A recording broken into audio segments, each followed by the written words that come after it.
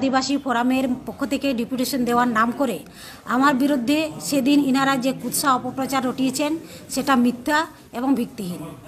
উনারা যে দাবি করেছেন বিধায়িকা আমাদের ইন্টিমেশন রিসিভ কপি দেয়নি, সেটা সম্পূর্ণ মিথ্যা। সেই দিন আমার পিএ ইন্টিমেশন রিসিভ করে এবং উনাদের রিসিভ কপি দেওয়া হয় এবং যারা এসছিলেন তাদের সাথে আমার দীর্ঘ সময় ধরে কথা হয় এবং 20 তারিখে এসডিও অফিসে 11টার সময় ডেপুটেশন নেওয়ার সময় ঠিক করা হয়। তারপরে আমার বাড়িতে যখন কথা আলোচনা হয়, আমার বাড়িতে রঞ্জিত টুডু এবং রামবাসকে ওনাদের সঙ্গে বসে আমি দীর্ঘক্ষণ তাদের সঙ্গে আলোচনা করেছি এবং রতন হাসদার সঙ্গে ফোনেও আলোচনা হয়েছে। সব কিছু কীভাবে করতে হবে না করতে হবে সব কিছু আলোচনা করার পরও তারা কিন্তু এসডিও অফিসে আমি 11টার সময় ডেপুটেশন নেওয়ার সময় ঠিক করি, তবু কিন্তু তারা আসেনি। কি তারা সিদ্ধান্ত নিয়েছে, কি ডিসাইড নিয়েছে সেটা আমি জানি না, কিন্তু তারা এসডিও অফিসে সেদিন আসতেও পারেনি এবং আসেওনি, দেখাও করেনি, কিছুই করেনি। তারপর ওনাদের মধ্যে কি হয় আমি সেটা জানি না।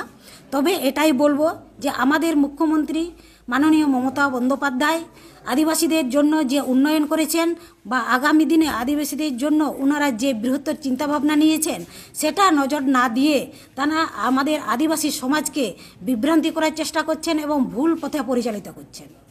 এটা সবসময় ওনারা যে কিভাবে উন্নয়ন করব সেটা চিন্তা ভাবনা না করে আদিবাসীদের কিভাবে ভুল পথে নিয়ে যাব, কি ভুল বুঝাবুঝি করব, তাকে কিভাবে বিভ্রান্ত সৃষ্টি করব, এই সময় তারা সবসময় চিন্তা ভাবনা করেন।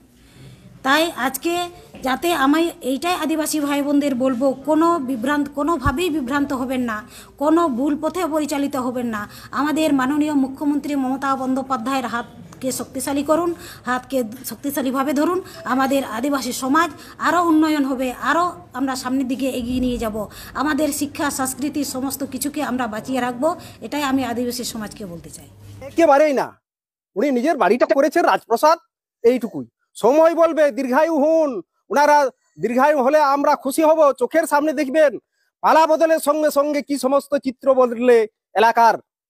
46টি সংগঠন, 46টি আদিবাসী সংগঠন যৌথ, সেই জায়গায় আমরা একত্রিত হয়ে আদিবাসীদের স্বার্থ সম্পর্কিত বিষয় নিয়ে আমরা কথা বলতে গেছিলাম। ওনার সময় হলো না। বিভিন্ন ঘটনার পরিপ্রেক্ষিতে উনি যেটা সোশ্যাল মিডিয়ায় একটা বিবৃতি দিয়েছেন, এটা ওনার কাছে বুমেরাং হয়ে আসছিল। সেদিন প্রতিনিধি পাঠানো, ওনার যদি সময় না হয়। এসডিও অফিস থেকে আমরা কত দূরে ছিলাম, আর আমাদের সেদিন কি বলবো, ওই প্রতিবাদ বিক্ষোভ সভা ছিল না। আমরা অল ওভার ওয়েস্ট বেঙ্গল ব্যাপী আমাদের ছিল সমস্ত আদিবাসী এমপি এমএলএদের গণ ডেপুটেশন দেওয়া। সেই ক্ষেত্রে উনি রিসিভ কপিটাই নিলেন না। কাকে দিয়ে রিসিভ করালেন? ওনার একজন বডিগার্ড মহেশ্বর মান্ডিকে দিয়ে, কি হেমব্রমকে দিয়ে। তো ওনারও যদি রিসিভ করলেন, তারও তো একটা ডিজিগনেশন থাকবে মশাই। ডিজিগনেশন মহেশ্বর মান্ডির নেই কেন? সুইল স্ট্যাম্প তো দূরের কথা। আর উনি আমার নামে বলছেন এসডিও অফিসে ওনার সাথে কথা বলেছি। উনি কি আমার সাথে কথা বলেছেন? সত্যি কথা বলুন। উনার স্বামী বলেছেন, একজন পঞ্চায়েত মেম্বার বিশ্বনাথ টুডু বলেছেন, উনি বলেন নাই। এবং তবু আমি আমাদের সক্ষতার বিষয়ে আমি চেষ্টা করেছিলাম। ঠিক এসডিও অফিস কাছাকাছি ছিলাম 14 তারিখ। নাহলে ওনার তো ডেপুটেশন কোথায় নেবেন ওনার ঠিক করা, আর আমরা দেওয়ার লোক ডেপুটেশন দিব, নিবেন তো উনি, জায়গাটাও ঠিক করবেন তো উনি। সেটা আমার দিকে ঘাটটা চাপাচ্ছেন কেন? সবচেয়ে বড় বাজে রাখছে 46টি সংগঠন, 46টি আদিবাসী সংগঠন যৌথ, সেই জায়গায় আমরা একত্রিত হয়ে আদিবাসীদের স্বার্থ সম্পর্কিত বিষয় নিয়ে আমরা কথা বলতে গেছিলাম। ওনার সময় হলো না, বিভিন্ন বিধায়কের মন্ত্রীর সময় হলো। এটা অত্যন্ত, তবে এটা বলতে পারি, এর ঘটনার পরিপ্রেক্ষিতে উনি যেটা সোশ্যাল মিডিয়ায় একটা বিবৃতি দিয়েছেন, এটা ওনার কাছে বুমেরাং হয়ে আসবে। আজকে কয়েকশো জনের ছিল বিক্ষোভ, প্রতিবাদ মিছিল, হাজার হাজার মানুষ কাতারে কাতারে ওনার বিরুদ্ধে মুখ খুলবে। উনি কতটা মিথ্যুক সেটা এলাকার মানুষ জানে। উনি যদি সততার সাথে কাজ করেন, তাহলে ওই রেস্ট হাউসটা আগে গোয়াল ঘরের মতো আছে, ওটা ঠিকঠাক করুন। আর বাইপাসের রাস্তাটা, ইন্দুকুড়ি থেকে মানবাজার বাইপাসের রাস্তাটা, এটা রাজ্য সরকারের এখতিয়ারভুক্ত এবং জেলা পরিষদ এলাকার মধ্যে পড়ে, তার মধ্যে উনিও একজন আছেন।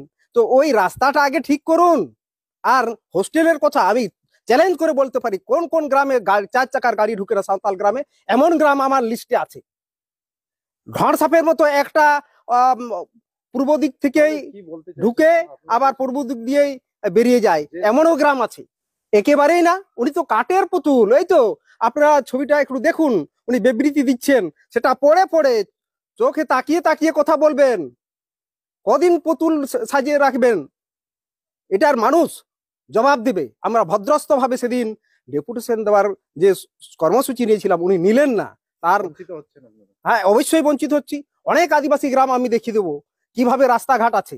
আমি চ্যালেঞ্জ করে বলতে পারি, উনি মুখোমুখি আমার সামনে বসুন, আপনারা চলে আসুন, আপনারা রেফারির কাজ করুন। একেবারেই না, উনি নিজের বাড়িটা করেছেন রাজপ্রসাদ, এইটুকুই। সময় বলবে, দীর্ঘায়ু হন।